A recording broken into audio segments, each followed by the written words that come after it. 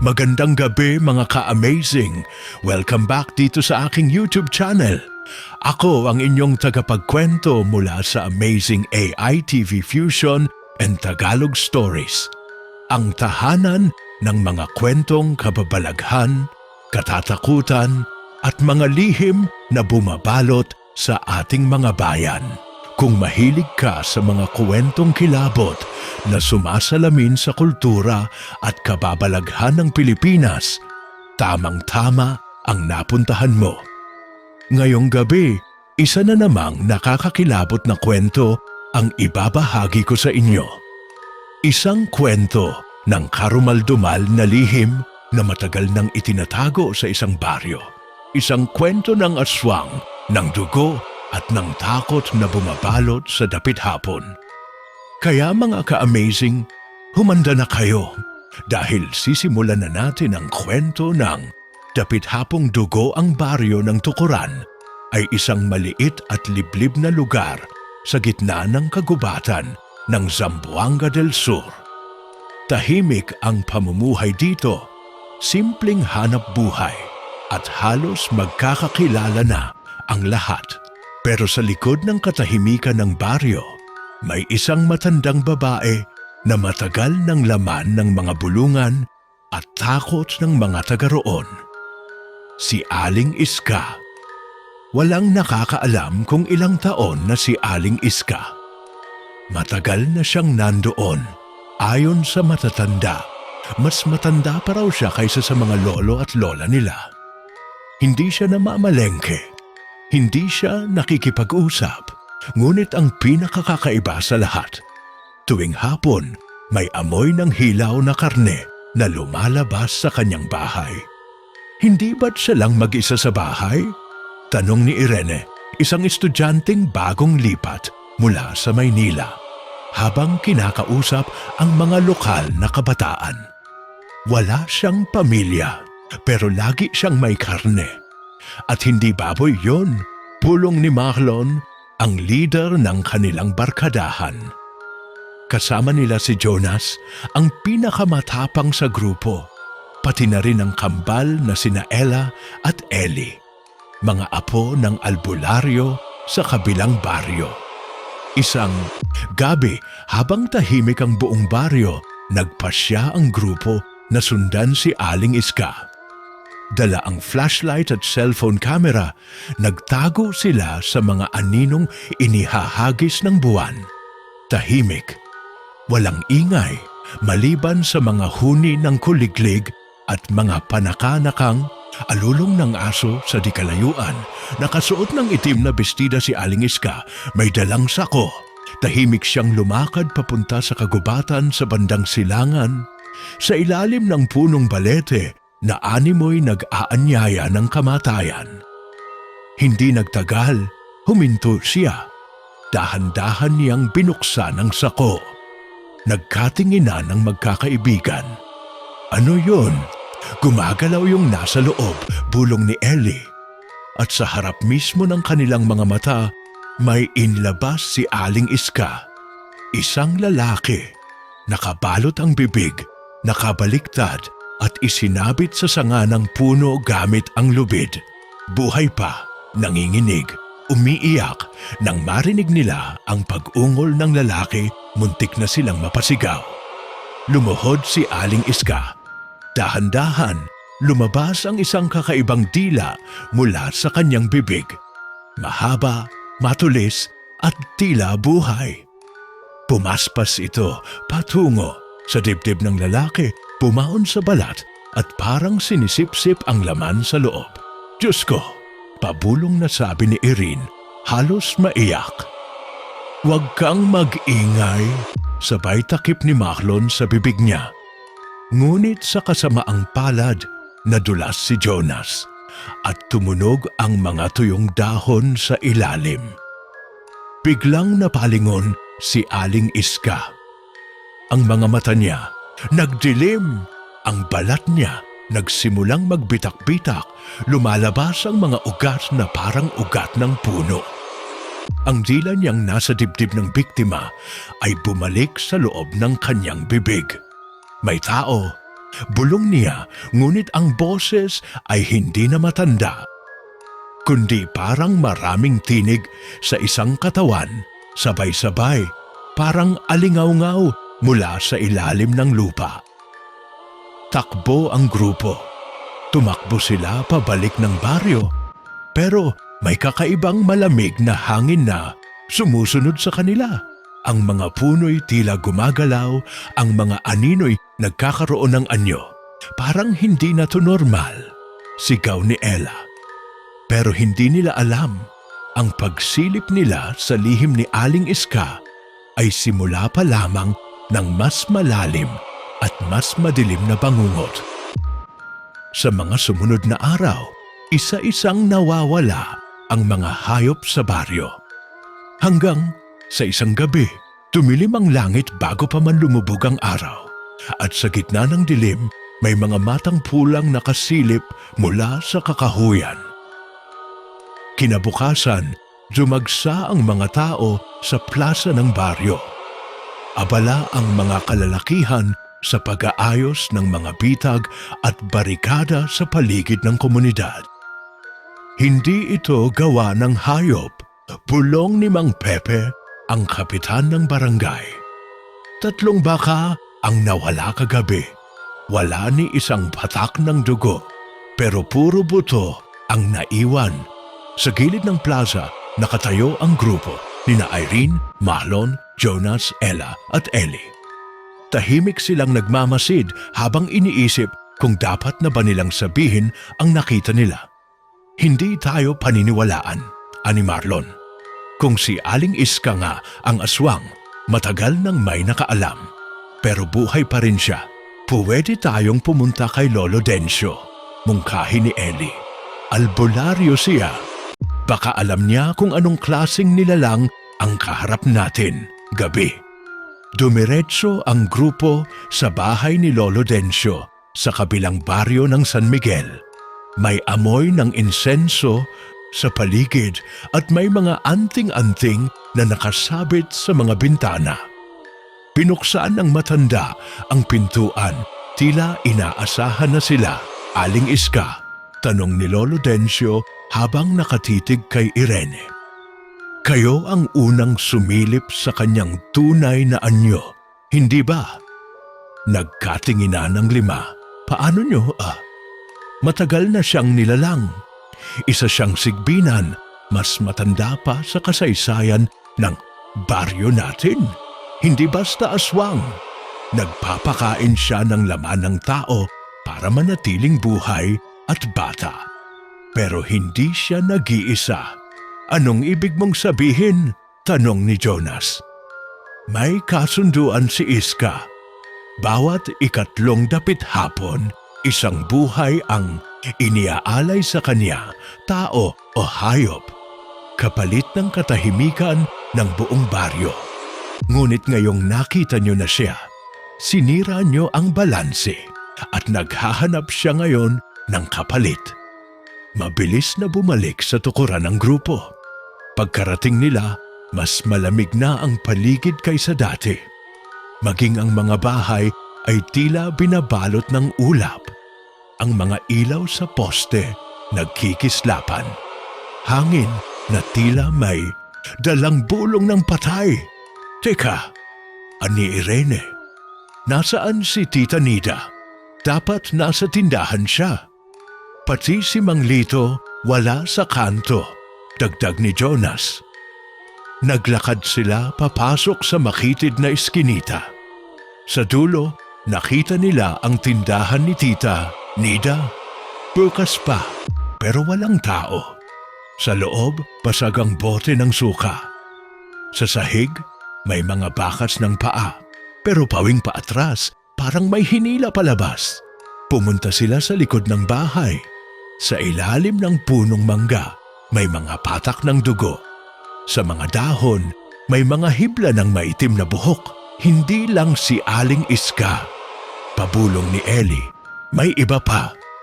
Sa gabing iyon, hindi na sila natulog. Nagbantay sila sa bahay ni na Marlon. May mga kutsilyo, asin, bawang at langis na galing kay Lolo Dencio. Nagtalukpong sila ng kumot, pinatay ang ilaw at nakiramdam 12:00 ng gabi. May tunog na parang kaluskos sa bubong. Rats? Tanong ni Jonas. Hindi. May mabigat na bagay na gumagapang.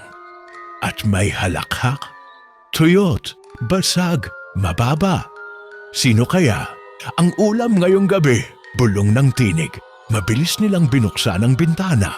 Nakita nila ang anino. Hindi si Aling Iska. Isa pang nilalang. Payat, butot balat, may balingoy-ngoy at matulis na mga kuko. Hindi na ito tao. Tumalon si Jonas. Sinaksak ang nilalang gamit ang kutsilyo na binudburan ng langis at bawang. Umiyak ito ng malakas at saka biglang naglaho. Tumalsik ang itim na usok sa hangin. Pagbalik nila sa loob, nanginginig si Irene. Hindi na tayo ligtas. Hinahanap na nila tayo. Kinabukasan, nagdesisyon silang umalis pansamantala sa baryo. Ngunit bago pa sila makalabas, hinarang sila ng mga tanod. Utos ni Kapitan, bawal munang umalis. May kaso raw ng rabies. Quarantine daw. Hindi ito rabies, sigaw ni Irene. Aswang yan! Pero walang nakinig. Sa loob ng gabi, dahan-dahang umiinit ang mga mata ng mga taong nakatira sa baryo. Isa-isa, tila bumabaligtad ang kanilang ugali. Ang mga dating tahimik ay biglang nagiging agresibo. Ang mga bata ay hindi na umiiyak. Nakangiti lang habang nakatitig sa dilim. Nagdesisyon ng grupo. Kailangan nilang bumalik sa balete. Doon nila huling nakita si Aling Iska. Doon maaaring simula ng sumpa. Pagdating nila sa puno, may mga kandila sa paligid. At sa gitna, isang bilog na altar, puno ng buto at abo. May ritual dito, ani Ella. At may darating pa. Bago pa sila makapagsalita, lumabas mula sa likod ng puno si Aling Iska. Pero hindi na siya mukhang tao.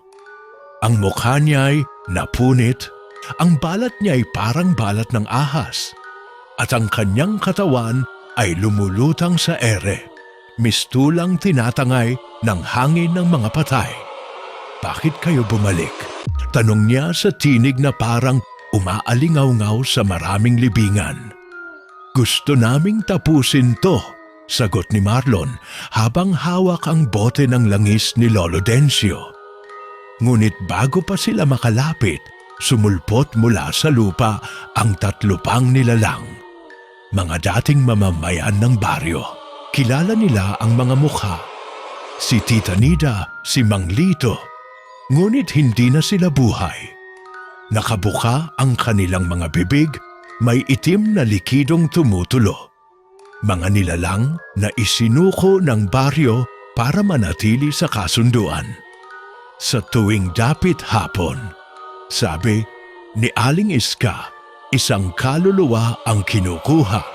Iyan ang kapalit ng kapayapaan. At ngayong sinira nyo ang kasunduan, kayo ang handog. Nanginig si Irene, ngunit hindi siya umatras. Kung kailangang wakasan ang kasunduan, dito na rin sa ilalim ng punong to, kumislap ang bote ng langis, tumilamsik ang apoy. Sumiklab ang apoy sa paligid ng altar. Napaurong si Aling Iska, ngunit hindi siya nasugatan. Sa halip, parang nagalit lalo ang mga nilalang na kasama niya. Naglaho sa usok ang kanyang anyo at muling nagpakita sa likod ng mga puno. Tila isang aninong mahirap hulihin. Ang 3 bangkay na dating mga taga-baryo ay nagsimulang gumalaw. Sumugod kay Marlon at Jonas. Humugot si Ella ng asul na bote mula sa bag nila. Bote ng pinaghalong langis, tubig dasal at turog na bato mula sa sementeryo, sabi ni Lolo Dencio.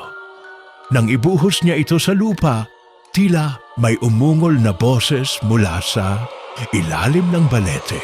Panahon na, pulong ni Ellie. Kailangan nating tapusin ang ritual.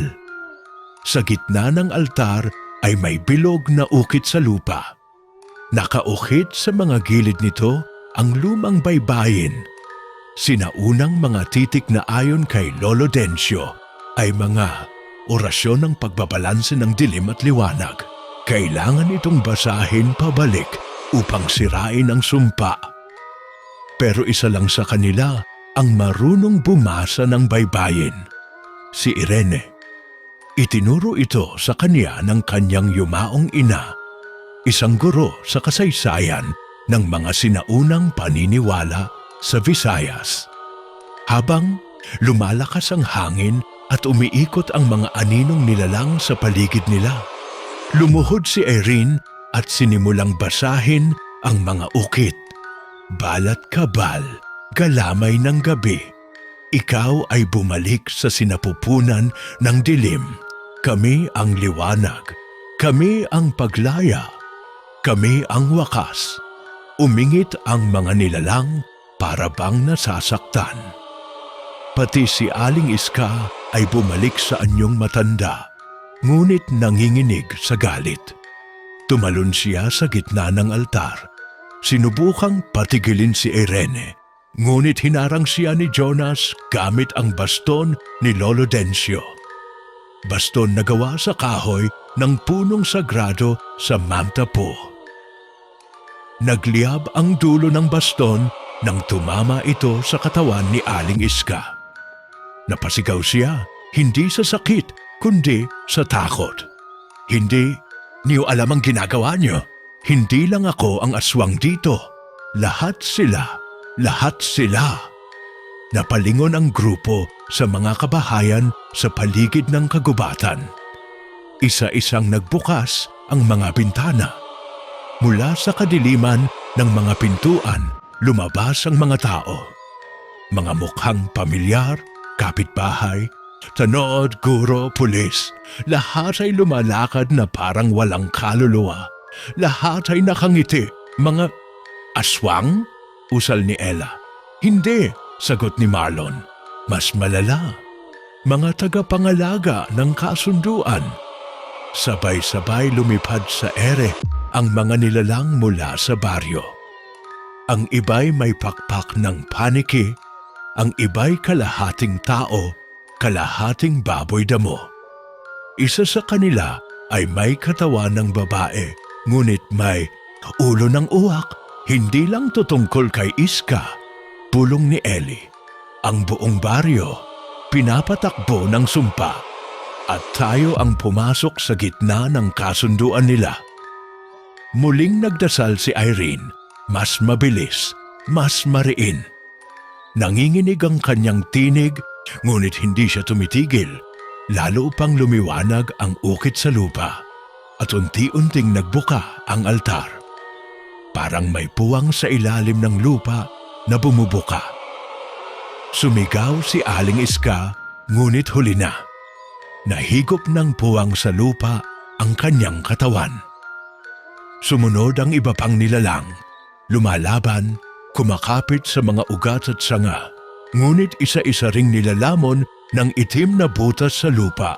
Ang huli nilang narinig ay ang sigaw ng sabay-sabay na tinig ng daan-daang kaluluwa, nilalamon ng dilim. Nang magsara ang lupa, bumagsak ang katahimikan sa buong paligid. Humihingal si Irene. Nakaluhod siya sa altar, nanginginig ang kamay. Lumapit si Marlon at inalalayan siya. Tapos na, ngunit bago pa siya makasagot, biglang napatingin si Ellie sa puno. Bakit? May bata sa sanga ng balete? Nilingon nila ang tuktok. May batang babae na nakaupo sa sanga, nakasuot ng puting duster, nakangiti. Ang mga mata niya ay itim na walang puti, at ang kanyang mga kuko ay mahahaba at matulis. Dahan-dahan, siyang naglalakad sa sanga na parang pusa at sabay-sabing, "Isa pa lang yon, hindi pa tapos ang gutom." dahan-dahang bumaba mula sa sanga ang batang babae. Habang bumababa siya, kitang-kita ng grupo kung paano unti-unting nagbabago ang kanyang anyo. Ang puting daster ay naging madilim na balabal. Ang kanyang balat ay naging kulay abo. At sa ilalim ng kanyang mga mata ay lumitaw ang maitim na guhit. Parang bakas ng matagal ng pag-iyak. "Hindi niyo alam ang ginawa niyo," sabi ng bata habang ang tinig niya ay biglang naging matanda, basag at tila may libong kaluluwang bumibigkas sa isang bibig. "Ang mga pinatulog niyo, sila ang tanikala sa halimaw na mas matagal pa sa panahon." Umamba si Jonas, itinuro ang baston ni Lolo Dencio sa nilalang. Wala na ang kasunduan, wala na si Iska. Tapos na ang takot niyo sa baryong to. "Hindi niyo kailangan matakot," sagot ng nilalang. "Kailangan lang niyong matutong mag-alay." Mula sa lupa, nagsimulang sumibol ang mga itim na halamang parang galamay.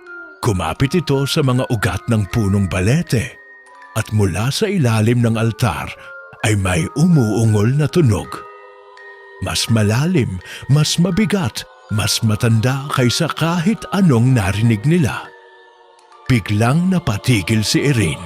Hindi yon si Iska. Hindi rin siya aswang. Iba na to. Muling bumuka ang lupa. Ngunit sa pagkakataong ito, hindi lang basta butas.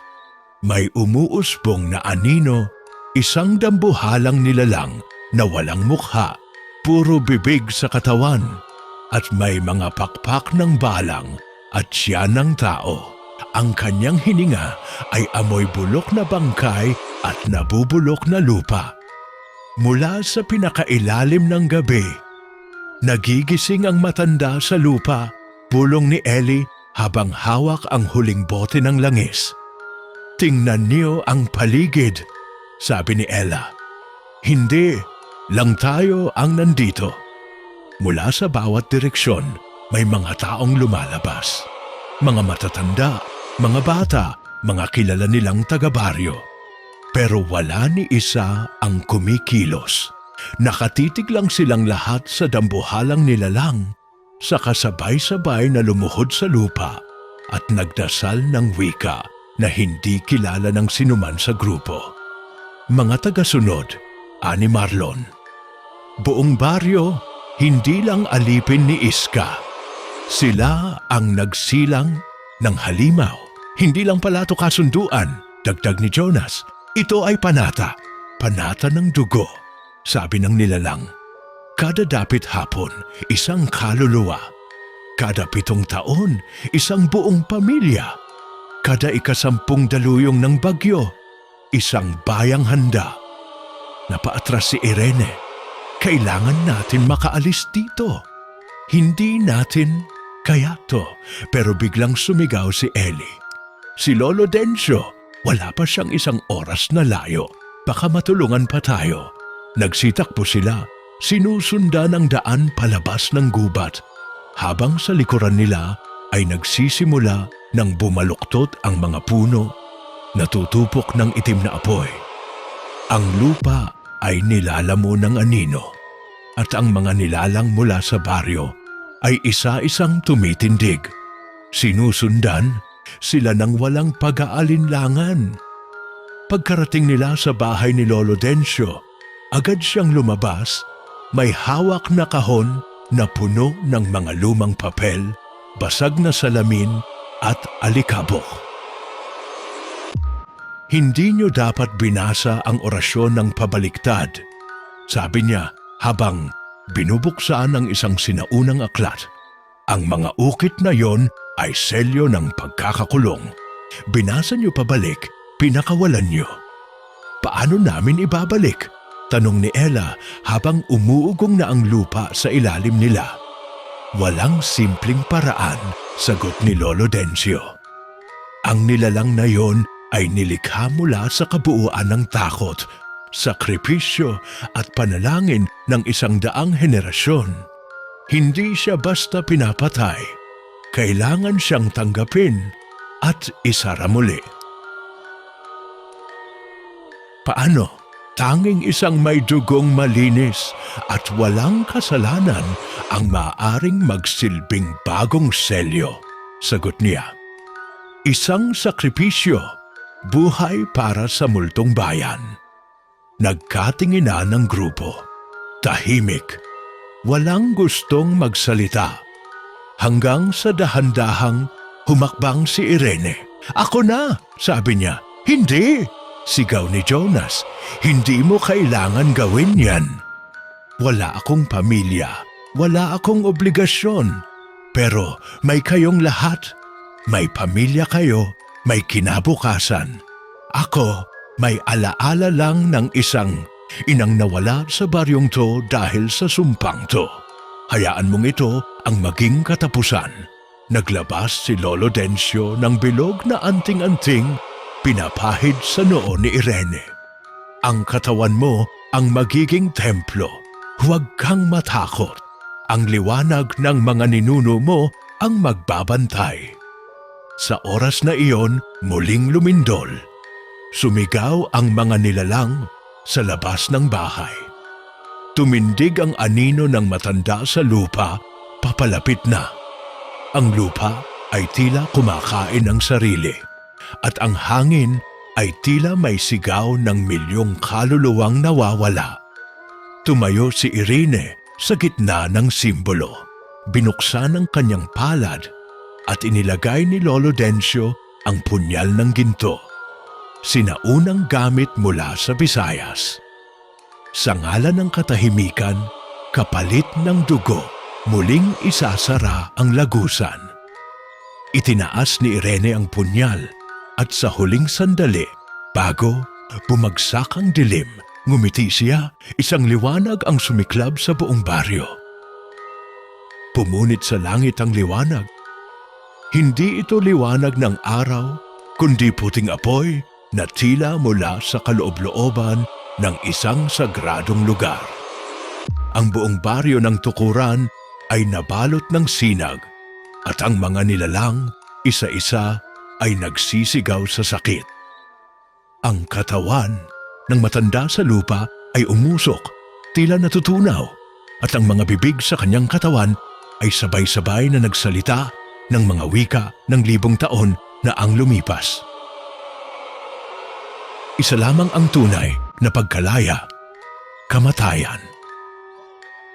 Sa gitna ng altar, si Irene ay nakatayo pa rin. Nakapikit ang kanyang mga mata. Nakataas ang kanyang mga kamay.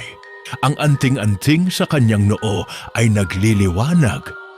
At sa bawat pintig ng kanyang puso ay parang may tinig na bumubulong sa hangin. Panalangin, orasyon, dasal ng mga ninuno. Dasal ng mga birheng isinakripisyo noon. Dasal ng mga batang kinitil ang buhay para sa kasunduan ng baryo. Biglang huminto ang pag-ikot ng hangin. Tumigil ang anino sa pagapang. Ang katawan ng matanda sa lupa ay parang naging abo. Unti-unting pinulbos ng sinag na nanggagaling sa altar. Sa huling saglit, tumitig ito kay Irene at isang titig ng pagkilala ang namutawi sa kanyang libong mata. Ikaw ang huling selyo. Pagkatapos ay nawala ito.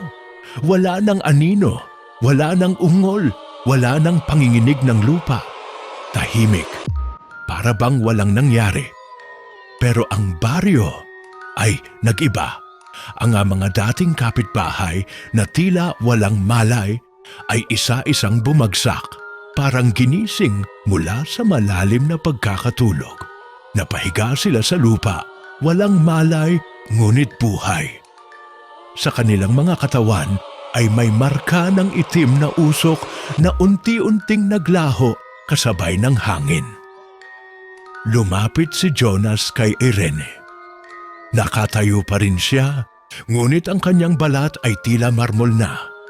Maputla, malamig at hindi na gumagalaw. Ang kanyang mga mata ay bukas, ngunit puno ng liwanag. Irene, sambit ni Jonas, nangingilid ang luha. Tapos na, pwede ka nang bumalik. Ngunit hindi na sumagot si Irene. Ang kanyang katawan ay dahan-dahang naging abo. Nagsimulang liparin ng hangin. At sa pagkalat ng kanyang abo sa hangin, tumubo ang mga bagong damo sa altar. Berde, buhay, malusog. Sa bawat hakbang ng hangin, parang may buhay na sumusunod. Tumayo si Ellie sa tabi ni Jonas. Nagtagumpay siya. Hindi lang niya isinara ang lagusan. Inalis niya ang ugat nito. Lumuhod si Ella at dinampot ang isang butil ng abo ni Irene. Hindi siya nawala. Isa na siyang bahagi ng lupang to. Mula sa di kalayuan, lumapit si Lolo Dencio. Dala ang kanyang baston at isang makalumang panyo. Tahimik siyang tumingin sa altar. Sa kanyang mukha ay hindi takot o lungkot, kundi paggalang. Ang baryo ng Tukuran, sabi niya, ay muling isinilang sa dugo ng dalisay. Lumipas ang 3 araw. Sa loob ng panahong yon, walang isa mang nilalang mula sa kagubatan ang lumitaw. Walang aswang, walang anino, walang sigaw ng multo. Sa unang pagkakataon sa kasaysayan ng Tukuran, walang inilibing, walang bata ang nawala at walang baboy na kinatay nang wala sa oras. Isang gabi, habang tahimik ang buong baryo, narinig ni Marlon ang isang tinig mula sa hangin. Isang pamilyar na boses. Marlon, bantayan mo sila. Huwag mong hayaang bumalik ang dilim. Nagmulat siya ng mata. Nakita niya ang liwanag na dumaan sa bintana. Sa kanyang mesa, isang hibla ng buhok ni Irene ang naroon kumikislap. At kasunod nito ay ang isang maliit na punong tumubo sa paso, puno ng balete, ngunit ang mga ugat ay tila hugis puso. Paglabas niya, nakita niya si Jonas, si Ella, si Ellie. Lahat sila ay naroroon, nakatingin sa parehong direksyon, ang gubat na dating tinitirhan ng kadiliman. Ngunit ngayon, maliwanag at sa pinakagitna nito, kung saan dati naroroon ang altar ng dugo, may isang punong tumubo, mataas, matatag, at sa ilalim nito, isang lapida. Dito nahimlay ang huling selyo, tagapagtanggol ng liwanag. Wala ng gutom, wala ng gabi. Ngunit habang papalapit ang dapit hapon ng ika-4 na araw, may isang hangin na humaplos sa balat ni Ellie. Isang malamig na hangin at sa kanyang pandinig may impit na tinig. Halos hindi marinig, ngunit malinaw ang mensahe. Sa bawat katahimikan may sigaw na natutulog. At sa bawat liwanag, may aninong naghihintay. Minsan sa baryo ng Tukuran, habang lumalalim ang gabi, nagtipon-tipon sina Marlon, Ella, Jonas at Ellie sa ilalim ng punong balete na ngayon naging simbolo ng kanilang tagumpay at pagkakaibigan.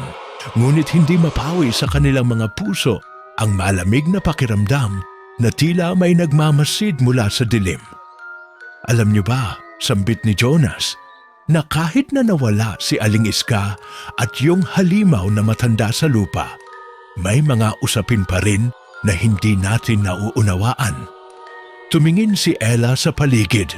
Sabi nga ni Lolo Dencio, may mga aninong di pa tuluyang nalalagay. Pero paano natin sila mahahanap kung hindi nila tayo makikita? Marahil, tugon ni Marlon, kailangan nating maging mas malapit sa gubat. Hindi na tulad dati na iniiwasan natin. Kailangan nating alamin kung ano ang totoong nangyayari. Sa gabi ring iyon, nagpasya silang maglakad patungo sa gilid ng kagubatan. Dala-dala nila ang mga gamit ni Lolo Dencio. Mga orasyon, mga pangontra, at mga anting-anting. Ngunit nang makarating sila sa puno ng balete, may isang matandang lalaki ang sumalubong sa kanila. Kung gusto ninyong malaman ang totoo, sabi ng matanda, kailangan ninyong harapin ang mga aninong naglalakad sa pagitan ng buhay at kamatayan. Sino ka? Tanong ni Ellie. Isang tagapag-alaga ng mga lihim ng kagubatan, sagot niya. Ako si Mang Bayani, tagapagmana ng mga sinaunang paniniwala dito sa tukuran. Alam ko ang tungkol sa mga sumpa, ang tungkol kay Aling Iska, at siyan sa mga nilalang na hindi ninyo pa nakikita. Napatingin silang lahat kay Mang Bayani. Sasamahan mo ba kami? Tanong ni Jonas. Tutulungan ko kayo, pero may babayaran kayo, sagot nito. Ang baryo ay may matagal ng kasunduan sa kagubatan. At ngayon, kailangang mapanatili ang balanse sa pamamagitan ng mga sakripisyo na hindi sa dugo, kundi sa pananampalataya at tapang. Habang naglalakad sila sa makipot na daan, ipinakita ni Mang Bayani ang mga sagradong simbolo na nakaukit sa mga puno. Ito ang mga tanda ng mga engkanto, mga nilalang na tagapagbantay ng kagubatan. Hindi tulad ng mga aswang, sila ay mga tagapangalaga. Ngunit kung lalabag ka sa kanilang teritoryo, magiging kaaway nila ang sinuman. Biglang may narinig silang iyak mula sa madilim na bahagi ng kagubatan. Lumapit sila at nakita ang isang batang babae basang-basa sa ulan, nanginginig at umiiyak. Ano ang nangyari sa'yo? Tanong ni Ella. Tinaboy nila ako, saglit na sagot ng bata. Sinasabi nilang bawal akong makalapit dito. Tumingin si Mang Bayani sa bata. Siya ay si Amihan, isa sa mga nawawalang kaluluwa ng baryo. Kailangan natin siyang tulungan. Sa gabing iyon, nagsimula silang maghanap ng mga palatandaan ng mga nilalang na nagbabantay sa kagubatan. Nakita nila ang mga yapak na hindi tao, mga bulong na walang pinagmulan, at ang mga punong tila buhay na buhay. Sa gitna ng kanilang pagsisiyasat, biglang lumitaw si Aling Iska. Hindi na tulad ng dati, kundi bilang isang aninong may dalang babala. Hindi pa tapos ang laban, sabi nito. May mas matinding panganib na papalapit. Ang pagkain ng dugo ay papalit na sa pagkain ng takot. At ang takot ay susubok sa puso ng bawat isa sa inyo. Hindi nagtagal, umuspong mula sa dilim ang mga aninong pinangangambahan ng lahat. Hindi sila aswang, hindi rin engkanto. Sila'y mga nilalang ng takot na matagal nang naipon sa baryo. Ang kanilang mga mata ay naglalagablab. Ang kanilang mga mukha ay anino lamang at bawat hakbang nila ay sinasabayan ng malakas na hiyaw na pumipintig sa mga puso ng mga tao. Ang kanilang panghihimasok ay babala. Bulong ni Mang Bayani. Sila ang nagmumula sa mga sugat ng baryo, mga alaala ng mga nakalipas na kasamaan at kahihiyan. Pinilit ni Jonas na magtipon ang lahat sa plaza ng baryo upang maghanda. Nagdala si Lolo Dencio ng mga orasyon at antigong gamit upang harapin ang darating na panganib. Si Irene, bagamat naging abo na, ay nananatiling inspirasyon sa kanilang paglaban. at ang kanyang alaala ay ginising ang tapang sa puso ng bawat isa. Sa gabi ng ikalimang araw, nagsimula ang malakas na pagulan. Ang hangin ay naging malakas, tila may boses na sumisigaw mula sa ulap. Biglang lumabas mula sa mga bahay ang mga anino, mas malalaki, mas mabagsik, at mas puno ng galit kaysa dati. Pumulupot sila sa mga kalsada, tinatahak ang bawat sulok at pinipili ang kanilang mga biktima. Nakita ni Ella ang isang batang lalaki na tinutuklaw ng isa sa mga anino. Walang pag-aatubili, tumakbo siya at nilabanan ito gamit ang liwanag ng kandila. "Hindi ka pwede dito!" sigaw niya. Napasinghap ang anino at naglaho sa isang ulap ng usok. Ngunit hindi iyon ang huli.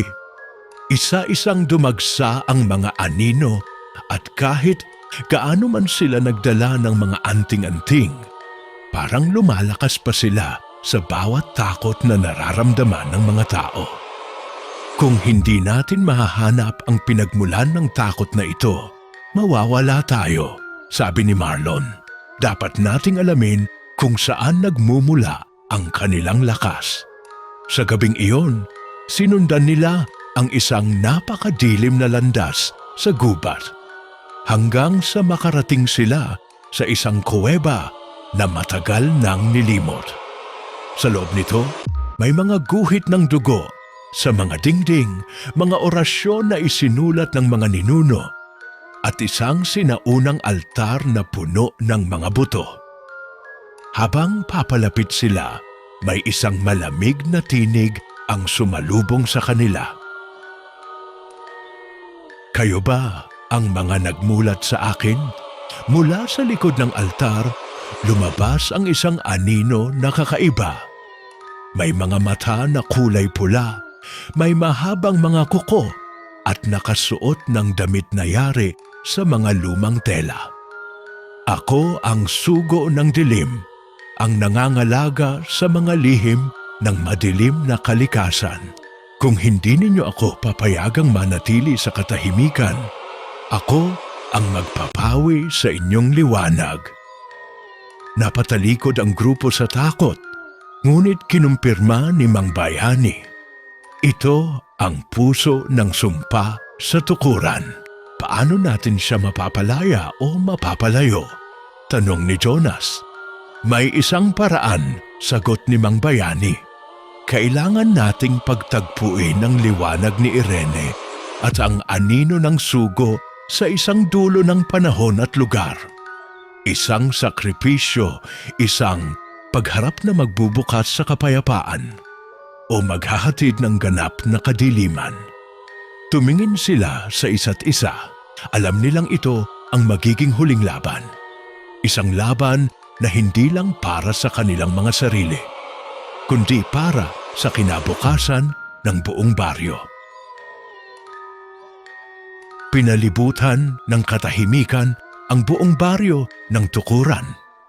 Nasa harap ng sinaunang altar, nagsama-sama sina Jonas, Ella, Marlon, Ellie, Mang Bayani at Lolo Dencio. Hawak nila ang mga huling kagamitan. Ang anting-anting ni Irene, mga orasyon at ang alab ng tapang. Biglang lumitaw muli ang anino ng sugo ng dilim. Nangingilabot ang anyo, ngunit hindi na ito nakapangingilabot gaya ng dati. Sa halip, tila may pag-aalinlangan sa mga mata nito. Sa wakas, wika nito, "Dumating kayo upang harapin ang kapalaran ng baryo. Hindi umatras si Jonas. Hindi kami tatakbo mula sa iyo. Kami ang tagapagtanggol ng aming tahanan." Nagumpisa si Mang Bayani ng isang dasal, isang orasyon na ipinasa mula sa mga ninuno, na nagbibigay lakas sa mga naglalaban.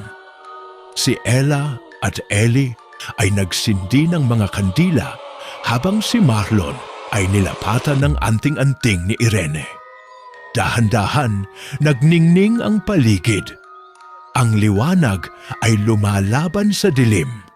Ang alab ng tapang ay bumabalot sa kanilang mga puso. Ang kapangyarihan mo ay nagmula sa takot at galit, sigaw ni Ella. Ngunit nagmumula kami sa pag-asa at pagkakaisa. Sumigaw ang sugo ng dilim, nagpakawala ng malakas na hampas ng hangin at anino. Ngunit hindi nila ito pinayagan na tuluyang lumaganap. Pinagsama-sama nila ang kanilang lakas at pinatong ni Mang Bayani ang anting-anting sa altar.